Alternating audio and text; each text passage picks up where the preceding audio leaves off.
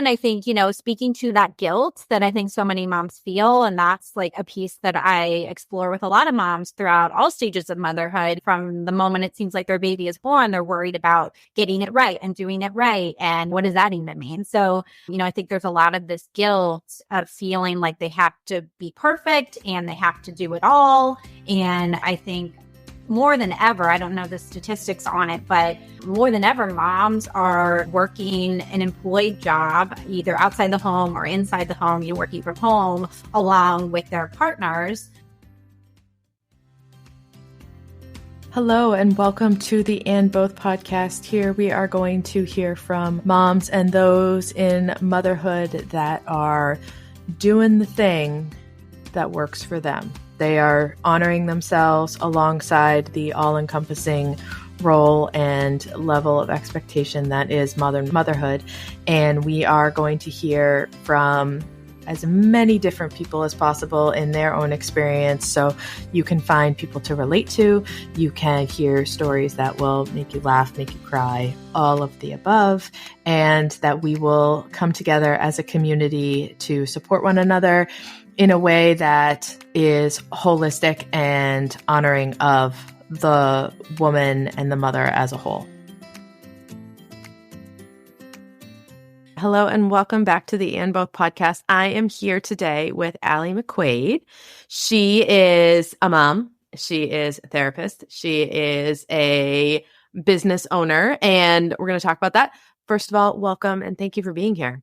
Thank you, Dr. Ashley. I'm really excited to be here and chat today. Yeah, I think it's going to be good because I always say, I have no questions, but I do have a question, but we'll get into it. But so before we do that, though, if you can tell everybody who you are, what you do, all of that. Sure. Yeah. So I'm a mom, as you said, to an almost 4-year-old daughter. And I own my own private practice in Maryland. So I see clients actually out of a little she shed office space that we built on our property last year. So I ventured out from a group private practice, which I was there for 5.5 years, loved it, but then decided it was time for me to go out on my own and open my own solo practice. So I've been in my little space here since January, and I'm loving welcoming clients here, but also still seeing clients virtually. And we work with moms, just navigating kind of all stages of motherhood, but I also work with some children and families too. Nice. So that's my question, because I was looking at your website. Number one is a statement, which is the treehouse is the coolest concept because it's like you have this little nook, and then people go into the nook. It's this I love it. I just think it's it came up and I'm like, oh, Maryland. That's too bad because I don't live in Maryland. Well, you're welcome to visit anytime. But so funny because I feel like a lot of motherhood, and I'm sure we'll get into this, is kind of tapping into childhood parts of yourself and that inner child. I know that's kind of a buzzword right now for a lot of people, but I really truly believe it's a lot of really getting into that part of yourself that is very creative and playful and maybe feels a little uncomfortable at first. So I wanted to create a space that not only was allowing me as a mom to have better work-life balance, but also had a space for my clients to come and feel just very safe, very welcoming. You think of a treehouse, it's somewhere kind of secret and private and fun, and it's your own space. So that's really, I wanted to create kind of this container for people to really just tap into that part of themselves and just feel very welcomed. So I hope that that's how people feel when they come here. But thank you for getting the concept of the name and all of that. So yeah. Yeah. I love it. When I first heard that was the name of your business, I was thinking about that show. Did you ever watch Treehouse Masters? No. Now okay, you have to watch it. It's oh my gosh. So it's this guy he's from Oregon or something, some place where they have enormous trees, and he builds these tree houses for people all over the country, but he builds these tree houses that are insane. They have bathrooms and kitchens and all of this stuff, but it's all built around the idea that he developed the things that they screw into the tree for the tree to sit in, and they build these things so that the trees can continue to grow and all of this stuff. But I thought, I watched that show. My husband and I watched that show, and like we have 4 kids, so we don't necessarily have a whole bunch of time to watch TV, let alone watch TV together. And so, but like both of us were like, man, we should have a treehouse. This is so cool. And so when that came up, I was like, there's something to that about like not like, because therapy's serious, right? Like it's not, people aren't like, oh, I think, I'll go to the gym and then I'll go to therapy. Like therapy is work because you have, good, bad, or otherwise, you've got to like go through the feelings, and you've got to go through the stuff, and you've got to like, open up the box of things that you probably would rather not talk about, think about, deal with. And so like, what a cool initial concept of like, why don't you just come into this little space where it's cool and we can hang out together, and like it's not like a big like sterile office or whatever, and it's just this idea of like, come and hang out at my house, but my shed house. Yeah, right. Yeah, actual, real house. But excuse me, they get to see, part of my life as well as a mom. And I think, for so many therapists who are also working with moms, a lot of us found ourselves in this space because of our own kind of lived experiences or lived, kind of struggles within motherhood, and wanting to kind of pay it forward or give back. Or, I got a certification in 2020 through PSI in order to really pour into this community of moms.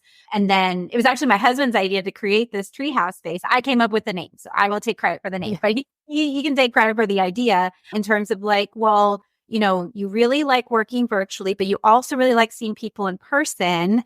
And I can get into more about my story, but we moved and we found ourselves with more capacity, more ability to create like kind of a little office space. So yeah, I feel like it just allows people to feel more comfortable and more willing to do that work that can maybe be hard in, what feels like a more formal setting or like in a medical setting.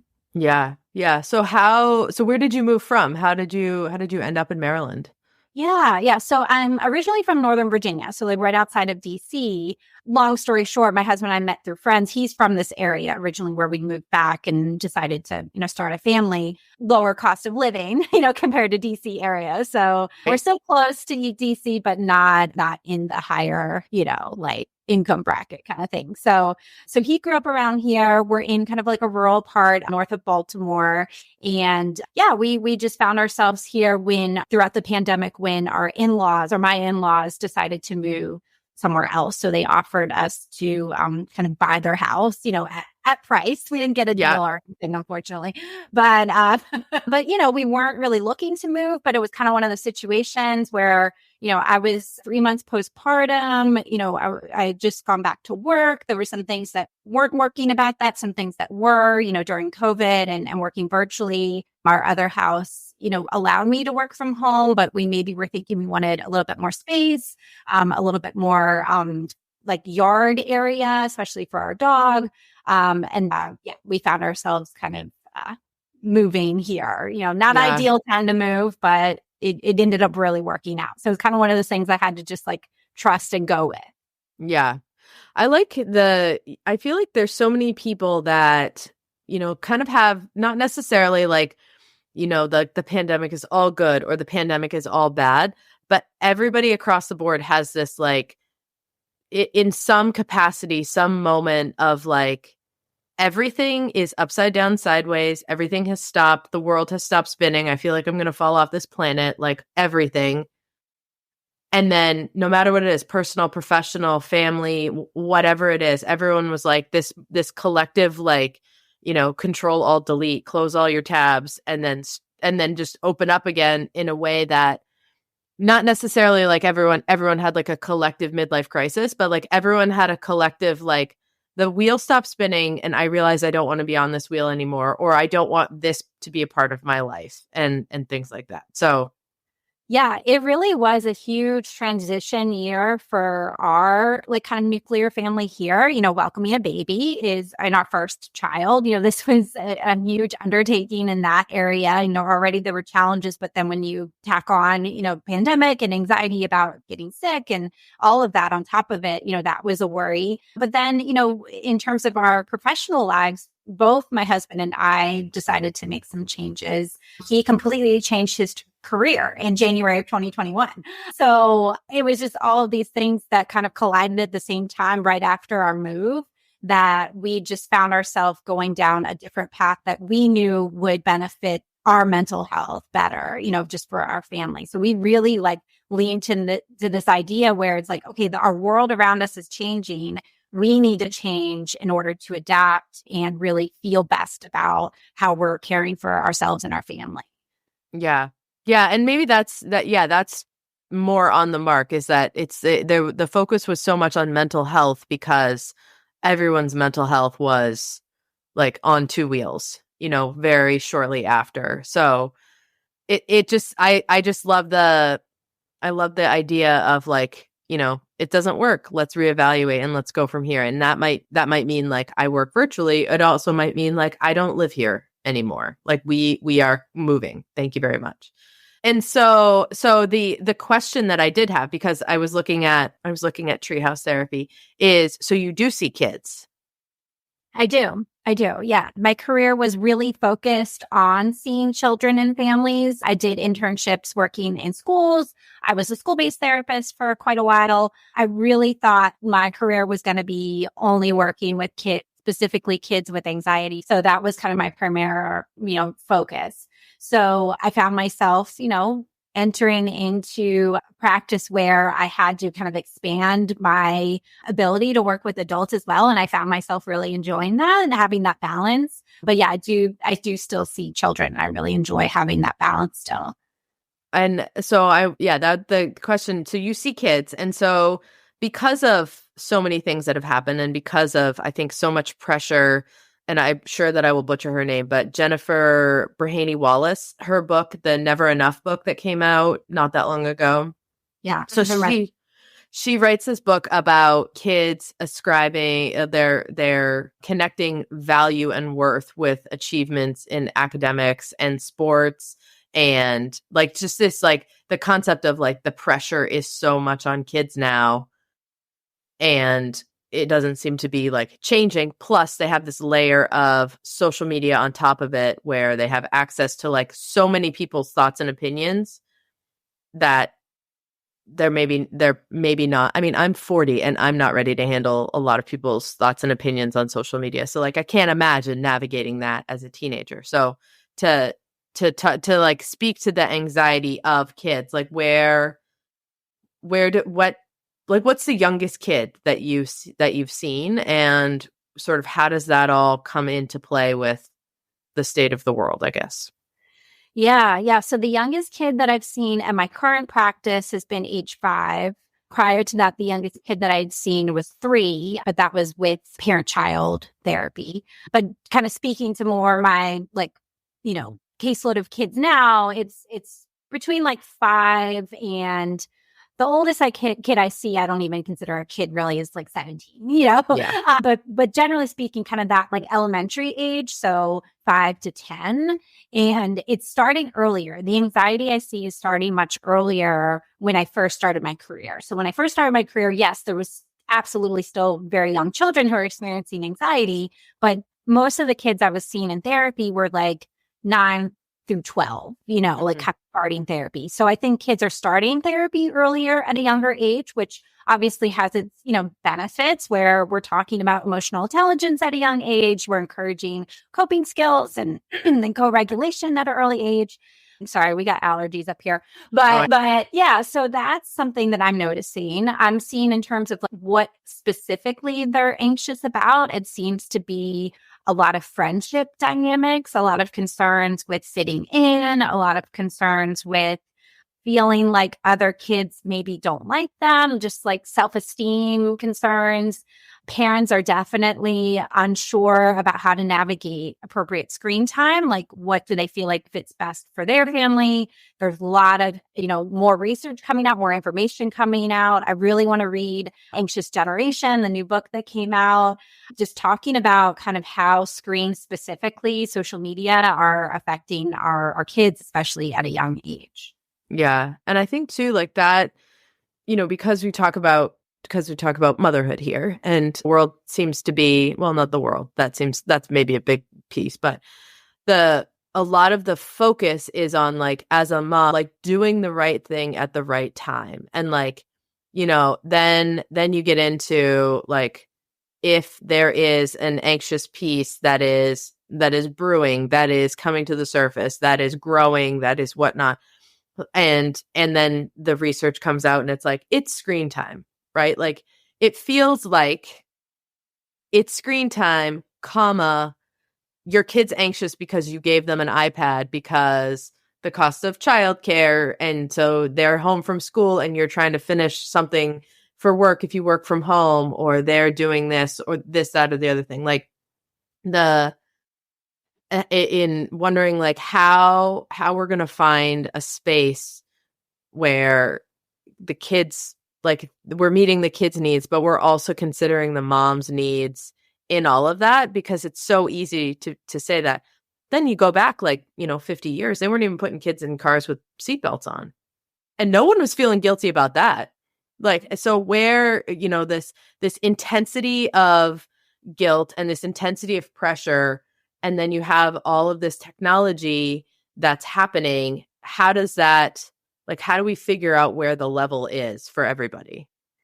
Yeah. I think that's like the $1,000,000 question right there, because I see it from both ends. So I see it, when I meet with a child and they're anxious about, kind of typical childhood things, like we would expect, friends, school, extracurriculars, that sort of thing. But then we're seeing kind of this extra component of screens that maybe parents are concerned, are they getting too much, or what kind of shows are they watching, or is it maybe it's like kind of the online bullying, like the Facebook Messenger, or it's through Instagram, like for the older kids, but you're right. Like, I think screens have kind of filled a space where parents need that in a lot of ways, because maybe they don't have childcare, and so they're finishing up their last couple hours of work after the kids get off the school bus, and they need them to be occupied so that they can finish their work.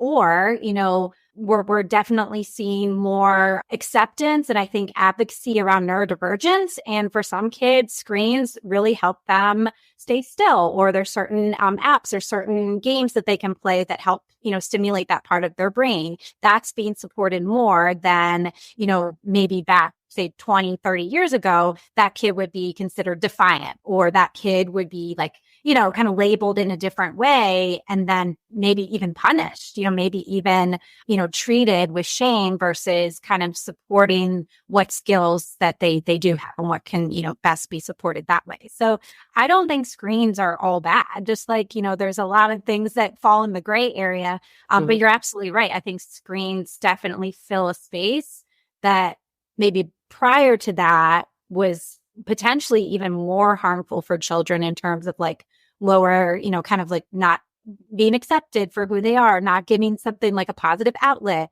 I think also kids, back in the day, maybe even when we were growing up as millennials, like we played outside and our parents told us come back at dark, or just, come back at dinner time, and we just rode our bikes around, and there wasn't that concern of like safety that I think right now so many parents are concerned about having their kids play outside. And, there's human trafficking concerns. There's just bad people in the world, and we don't know what could happen. Also, to add even more to that, we're seeing that other parents are calling the police on middle schoolers who are out at the park. They're saying that these kids are out here by themselves. So kids don't have spaces where they can safely go to even interact with other children. So they're doing it on phones because they still need that social connection.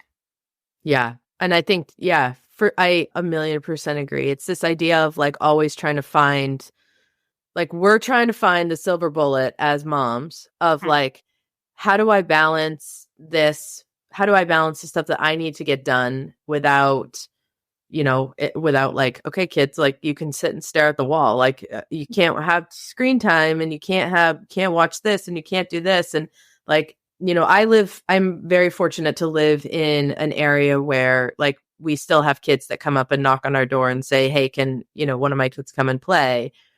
And like, there's the neighborhood is set up so that like kids can walk to school and they can walk home from school. And there's a high concentration of children. And so there's a high concentration of parents who are like, I saw your kid over here. Like, are they supposed to be, whatever, that will text the parent versus calling the police. But that's not the norm. And so it's like, how do you balance as a parent? Like, these are the things that I need to get done. And this is the piece with the kids who are like, I can't go out and do this stuff. And that it just feels like another mountain that like we did not ask to climb. I agree. And I think, speaking to that guilt that I think so many moms feel, and that's like a piece that I explore with a lot of moms throughout all stages of motherhood, from the moment it seems like their baby is born, they're worried about getting it right and doing it right. And, what does that even mean? So, I think there's a lot of this guilt of feeling like they have to be perfect and they have to do it all. And, I think more than ever, I don't know the statistics on it, but more than ever, moms are, working an employed job, either outside the home or inside the home, working from home along with their partners. So, there's not that kind of maybe primary parent who's home all the time, just solely as the job to care for the children. So there's that guilt of like, am I not spending enough time with my kids? Am I, I'm not showing up at work as well as I want to. I'm also not showing up as a mom. So it's like kind of feeling like you're not doing good enough at anything. Right. And then that whole like kind of identity crisis that comes with that, as far as like, am I cut out for this? Who am I that I can't navigate this? So a lot of just feelings of kind of that self-doubt and that can lead to shame, of course, unfortunately. So yeah, it's difficult to navigate. And I think everyone's journey in terms of like managing that looks differently. But I think first just kind of calling it out for what it is. Like, where is this guilt coming from? Is this guilt coming from a place of like society telling you need to just figure it out and do it all? In that case, it's like, that's not your fault. That's not your voice telling you it's guilt. That's more of like the collective, like society, kind of the patriarchy telling you, like, you should just do this. You should just figure this out because you're a super mom. Like, I can't stand that term. Right. So super mom with no support. Right. It's like, oh, okay. So I have to like come up with my own, like, ammunition for superpowers, I guess, in order to manage this. So it's really, it's quite a weight to put on moms. Yeah. I think there's two really interesting statistics, and I don't remember like the specific numbers, but that moms today moms at work, like in whatever capacity, spend more time with their children than stay-at-home moms did in like the 50s and 60s. Yes. I think I saw that. I think it's even as recent as the 70s. So yeah. It's even more recent that moms were not spending as much time with their kids as moms are now, which it's just kind of like eye-opening to think like, whoa, like, so we're really not getting any time for ourselves. Yes. And that brings me to the next. So how, and I assume that, and I assume, good, bad, or otherwise, but I assume that that is a piece that comes up a lot with people because of the people that I've talked to so far on this podcast and moms that I talk to in the real life face-to-face situation. But if you are working and you are in whatever capacity that looks like, if you have kids and you are spending more time with your kids than historically decades ago moms did, how are you supposed to do everything else that's outside of those pieces, right? Because like work is not a break. I used to tell myself that work was a break when I went into the hospital on the weekends because I ate hot lunch. I literally put my feet up for an hour and I was like, my God, this is amazing. That's not a break though. It's a job and I was at work. So that there's work. And then there's childcare. And then it seems like there's there's like a sliver of sunshine in there where you can do something for yourself. But then there's this whole piece of like, I don't even know who I am anymore or what I like. Mm-hmm. And how does that, do you see people that can relate to that? And how does that shape up for you specifically as well? Yeah. Yeah. No, I think that's a big thing that comes up in the therapy of moms that I work with. And even just to speak to your point about when you would go into the hospital and that would feel like a break, getting a hot meal, maybe even eating it in silence or doing whatever you wanted during that meal, kicking your feet up, not having a child on your back or stealing your food or, interrupting that moment of peace, Mm-hmm. And I think also what's worth noting is you probably got a scheduled break while you were working in the hospital setting. You were off the clock essentially. Maybe not. Maybe you still have people in or that sort of thing. But you got a scheduled break. Whereas stay-at-home moms, they don't necessarily like they're always on the clock. Though I think that when you compare, sometimes an employed job outside of the home with, staying at home, I think a lot of times, a lot of, employed moms, would agree that it can be easier at times to have a job where you're maybe interacting with other adults, you're feeling like you get a scheduled break, you're doing something that supports your own identity and your career. So I think there are a lot of things where moms have that same kind of like feeling, even though you're right, it's not a break. You're still working, you're still producing labor, but it does feel like in a lot of ways you're supporting a part of yourself that isn't, with motherhood necessarily. Yeah. But also what's challenging with that is like, you can't just turn off being a mom. I all the time, like I get those little notifications from my daughter's daycare and I'm like, oh boy, like, what is this? What's coming? It's like, you kind of pause and freeze for a second. You're always thinking about how they're doing. Are they doing okay? So that part also can be very conflicting for moms who are working outside of the home is you're always kind of on also with being a mom as well. But yeah, to kind of speak to your point about like, how do we magically fit it all in? I think it really depends on like, who's your support system as well. Do you have a partner or maybe someone, at least one person in your life that's helping to support raising a child or raising a family? I actually just made a post about this 2 days ago on my Instagram page about kind of like 3 things that moms just really need as basic needs. And that's alone time. It's acknowledgement for their hard work in an active partner who's involved with the mental load of parenting. So, having that active partner, that active participant that's making sure that your needs are getting met or that you're attending to those needs and that they're kind of covering, part of the load of parenting instead of like, hey, tell me what to do or, oh yeah, you can have some time, just let me know when versus like, how the day goes. Like, it never gets fit in. It's kind of like, all right, you just keep putting your needs off. And then before you know it, it's 10 p.m. and you're like, I'm too tired or I don't know what I would do it, Yeah. But yeah, that's definitely a conflict I see a lot. Mm-hmm. And I think too that to go on the home, like working outside of the home versus stay-at-home mom is like that feeling that you can't take a break if you are a stay-at-home mom.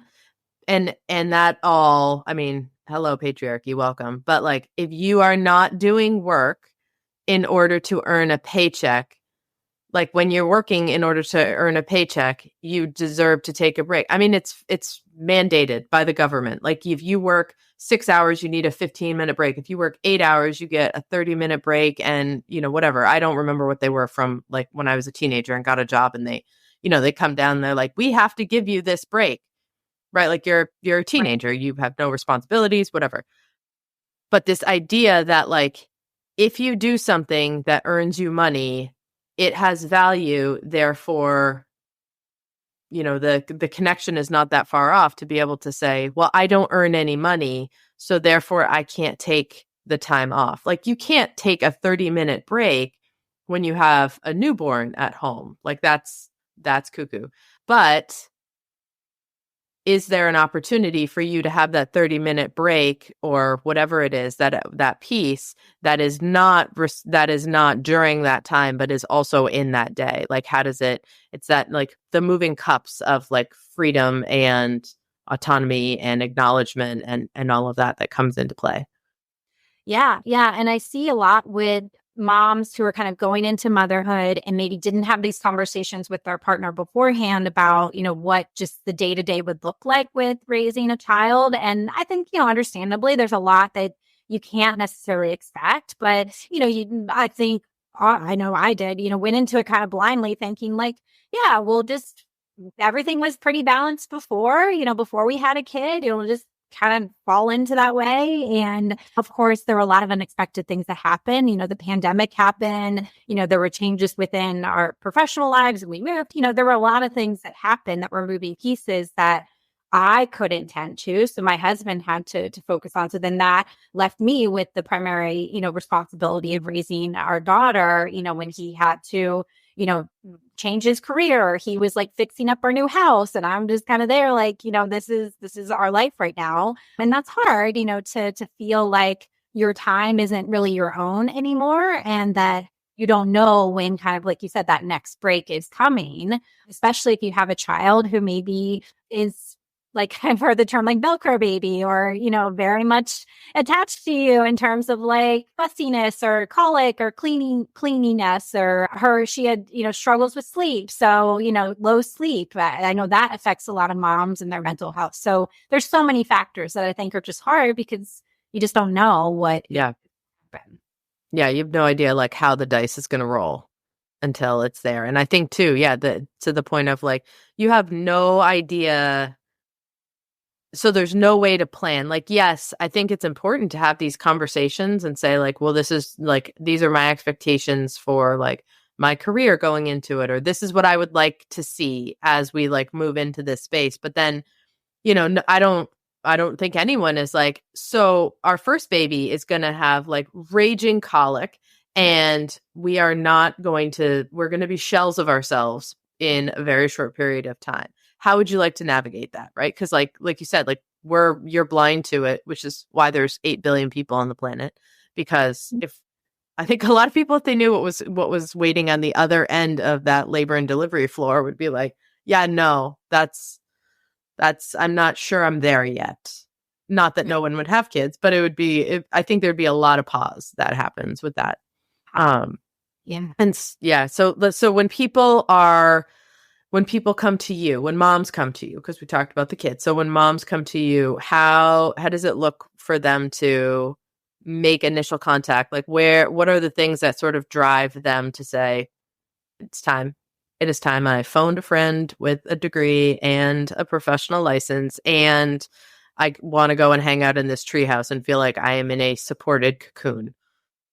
Yeah. Yeah. I see a lot of moms come to me, most of them, not all. I love when I have a pregnant mom come to me who's wanting to maybe be proactive about her upcoming labor and delivery and postpartum experience. I've had a couple of those, and those are really enjoyable clients to have because it's a different view of therapy where we're more planning. Maybe there's not anything acute that's happening right there. Maybe they're not having a whole lot of anxiety. They've heard a lot about kind of the doom and gloom of postpartum. They're like, I want to kind of get ahead of it. And there's only so much that you can do. You can't necessarily fully prevent, a perinatal mood or anxiety disorder like postpartum depression or postpartum anxiety. You can have some things in place though that can help to mitigate. Absolutely. So I have a little bit of a caseload of those types of clients, but most of my clients are moms who are coming in after 4 months postpartum, some even 6 months, some even a year postpartum, and they're thinking things should be better by now. Like, get that the early months were hard, the fourth trimester.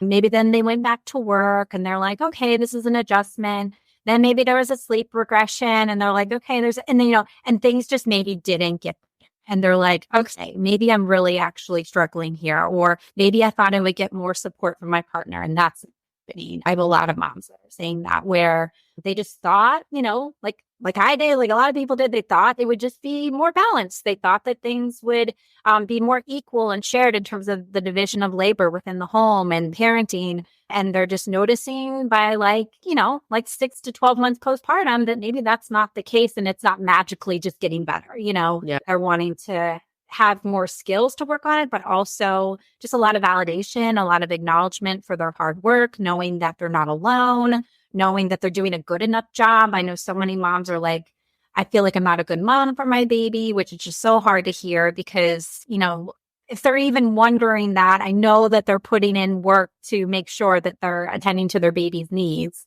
And, there's the whole concept of like good enough mom or good enough parent, where we set such high expectations and high standards for ourselves when really, babies, they need, kind of just basic things. They don't need kind of this perfect entity, to always be there, Yeah. Yeah. I mean, really, you need someone to keep you like clean, dry, and fed. Yeah. Yeah. That's And it. love. And There is love. love and Yeah. connection, and of course our basic needs. But you're right. Like, in terms of like the basic needs, all the moms that are coming to me are far beyond, Yeah. And I think about like when when you go in for your 6 week or your 8 week, or I'm not sure. I didn't have a C-section, so I don't know when, if there's 2 appointments or one, when you go back in and you check in with your doctor, your midwife or whatever. And I remember after my first was born, I'm in there and like I'm sweating because we have it just taken an hour and a half to get out of the house because I've never done this before. And like you're loading her in the car, and there's, the whole thing, the production train of like moving with a very small human kind of feels like you're trying to not detonate a bomb. Except you're the only one who's like, this is awful, or this is scary, or this is really hard. And like everyone around you is like, that's a sweet baby. And you're like, it's like, I don't feel that way right now. I feel like everything's going wrong. Yeah. Yes, exactly. And then when you get into those appointments and they hand you that piece of paper, right? That's like, that's your screening. But in this country, for a lot of moms, that's the only point of contact where you can say, I'm having a hard time.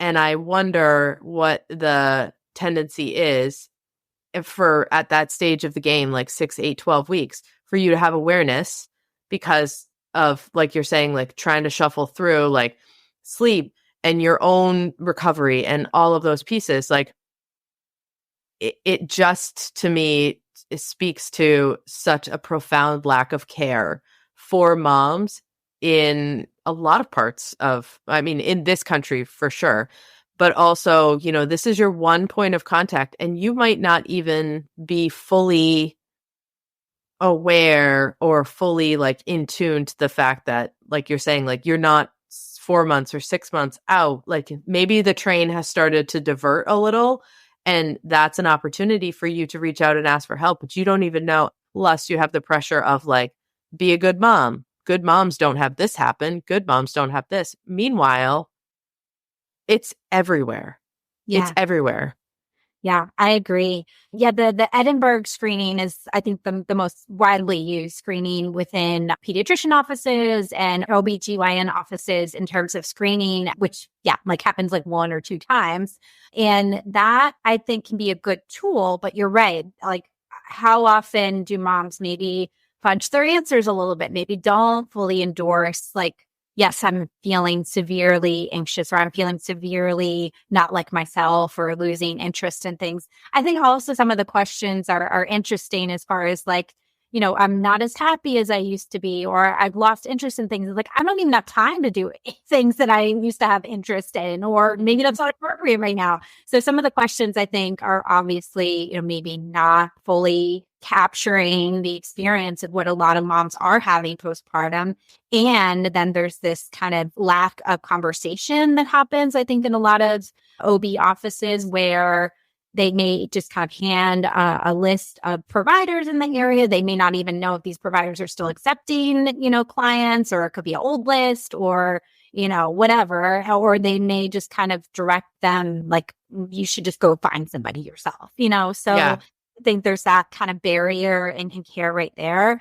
I think for those who are therapists in their local communities, really having a good relationship with different OB offices, different pediatrician offices, because that's often a point of contact where you can have some entry into the mother's support. So that, I know, has been helpful, at least within my community. I try to get my name out to, the hospital and different offices and that sort of thing. And that's really helped, I think, just show moms that there are, providers in their area. And I think too, like our generation, you know, I do think that the pandemic is helpful of this, of like talking about mental health, because it was such a pressure cooker, especially for parents and moms specifically. But also this idea, like I still think that people are trying to overcome the stigma of like, if I'm having these like mental health concerns, if I feel like I may be in the postpartum depression, anxiety track, there's something wrong with me, and like it's gonna impact like how people look at me as a parent. It impacts how I look at me as a parent. And also, like, is someone gonna like take my baby away? Like there's no conversation that happens. I've had 4 kids, so there's no conversation that happens in any of the times that I have gone through the process of like being pregnant, going to all these appointments, delivering a child, going into the hospital, delivering a baby, and having these follow-ups where people say, like, I've had people literally hand me the paper and go, okay, fill that out. But no one has ever said, good or bad, what the outcome would be of filling out that paper. Plus, like, you know, I also have the, like, I'm a therapist, that's my background. And so, you know, I'm like looking at this paper and I'm going, I don't really know. Like, there's no one tells you if you're feeling like this, if you get like, if they put a paragraph at the top said, if you have a score that is something like this, here's our recommendations on like big bold letters. Like, we're not going to like take your baby. Like, this is to open a conversation. This is to talk about that. And I feel like that is a really huge thing that people can do so that moms would feel more comfortable being like, yeah, me over here.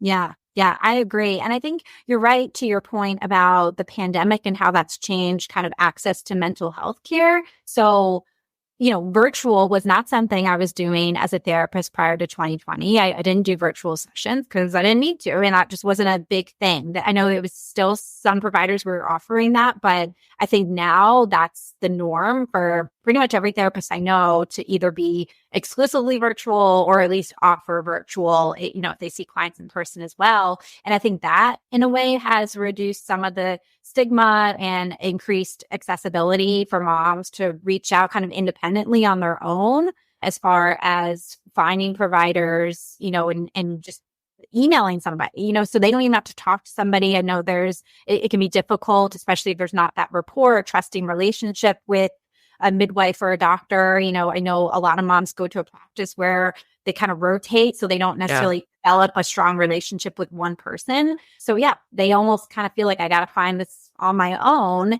And that can actually be more comfortable to, you know, see someone at whether it's their website or I know social media has allowed a lot of people to connect and learn about different providers and feel like they get a sense of their style and then, you know, reach out to them through their, you know, methods on their website. So yeah, I think just having more people in the virtual space, I think is actually made things a little bit better.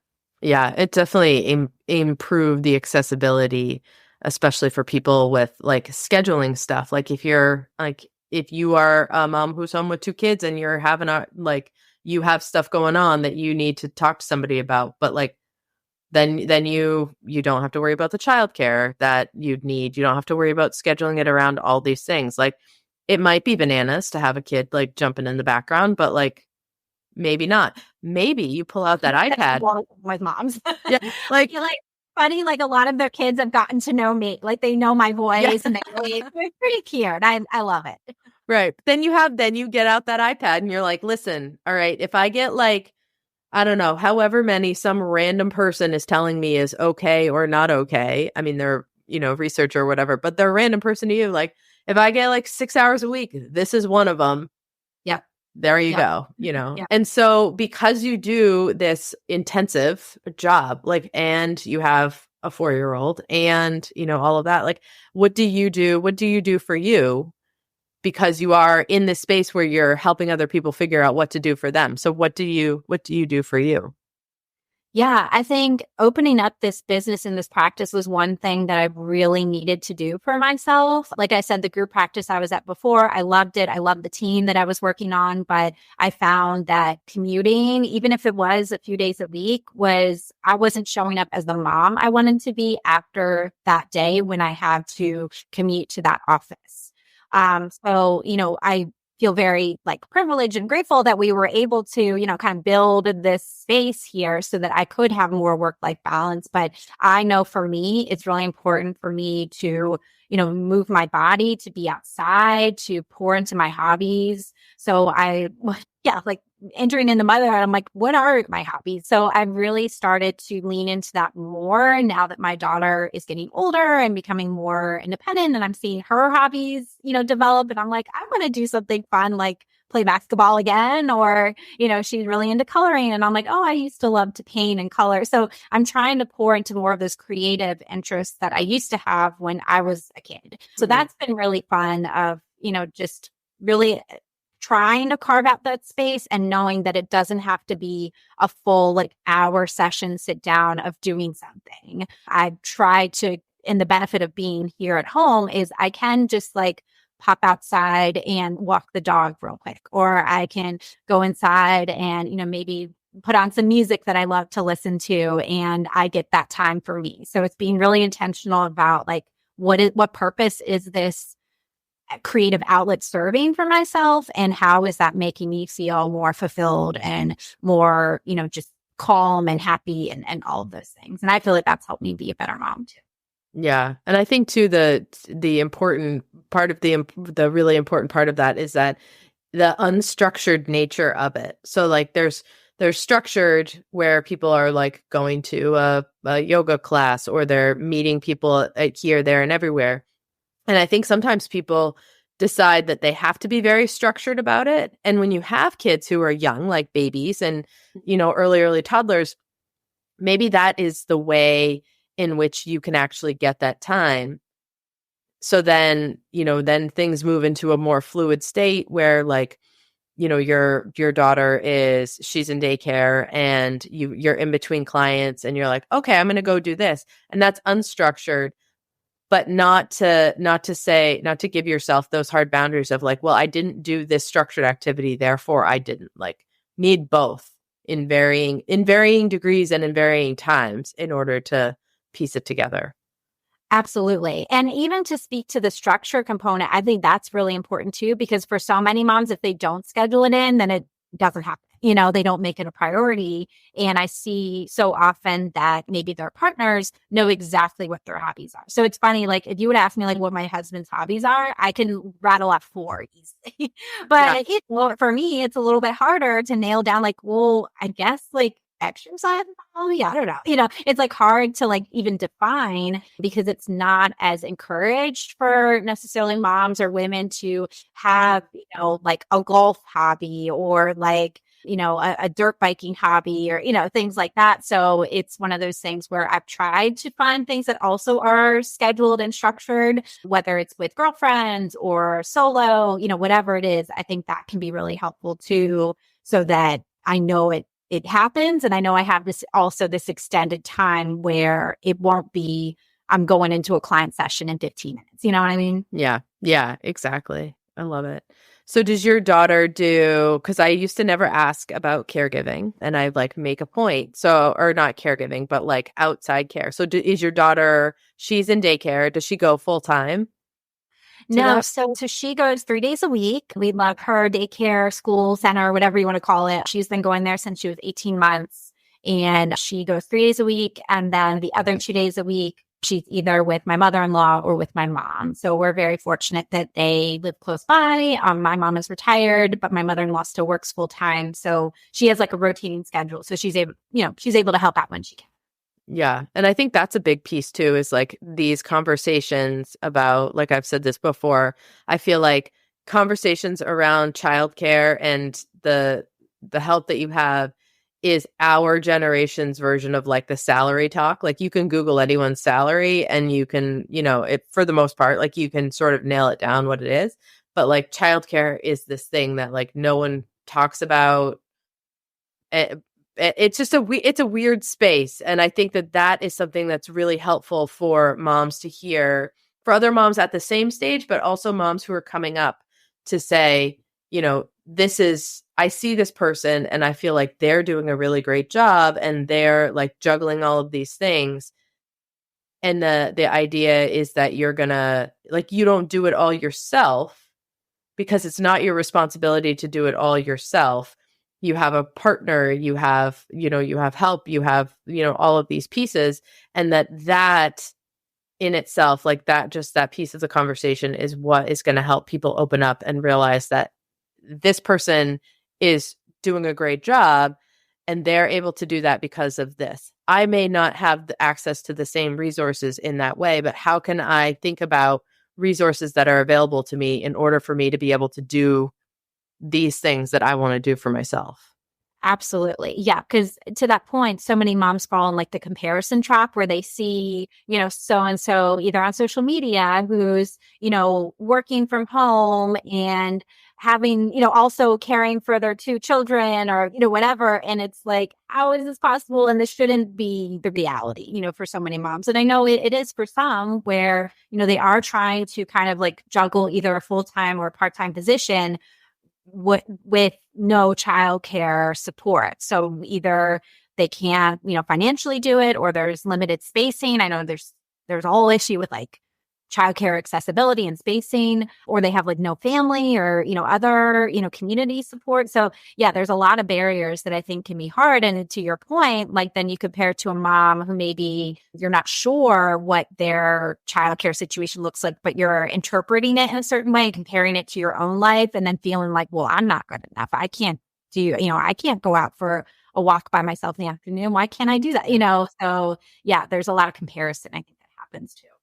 Yeah. And definitely like the opening the conversations. And so that's why it's nice, like when you see people online, like following your page where you talk about like the exactly these things, like you want moms to feel acknowledged and moms to like feel supported and to be able to have these conversations. Like this is the good side. This is the warm fuzzy side of social media where it's like, maybe someone finds these posts and it gets linked into like a good algorithm. I don't even understand how it's just like algorithm in the cloud. They're the same. They're holding hands and they're just like laughing at me or the world or whatever it is. But like, you get tuned into like the right feed for what you need at that time. And then you find people like yourself online who are having these open conversations and are saying like, hey, let's hold up a mirror to like, you feel this way.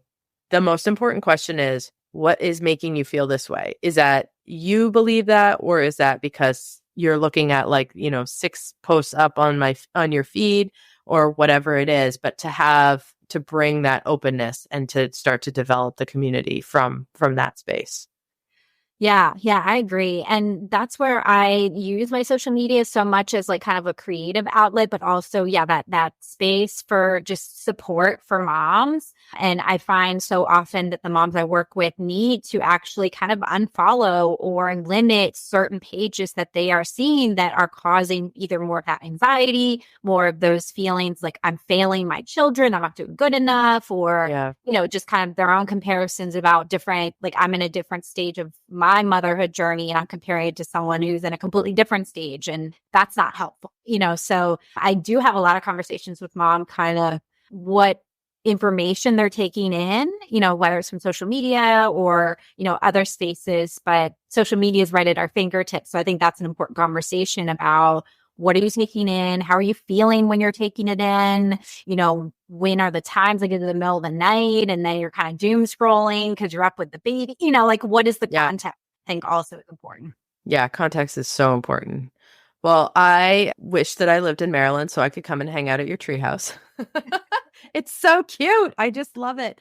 But so for people to connect with you and people to follow you, I know that not everybody lives in Maryland, so you can't see everybody as a client. But how do people connect with you? Yeah. So if you are not in the state of Maryland, I recommend, checking out my Instagram page. I don't have any other social media besides Instagram that I, actively use. And my handle is Millennial Mom Therapist, all one word. And I talk a lot about just kind of the millennial parent struggles, but also it was very validating. I try to, frame it from a very like uplifting side. It's not all doom and gloom, but that I offer just a lot of free content, a lot of free support. But if you are in Maryland, feel free to check out my website, treehousetherapyllc.com.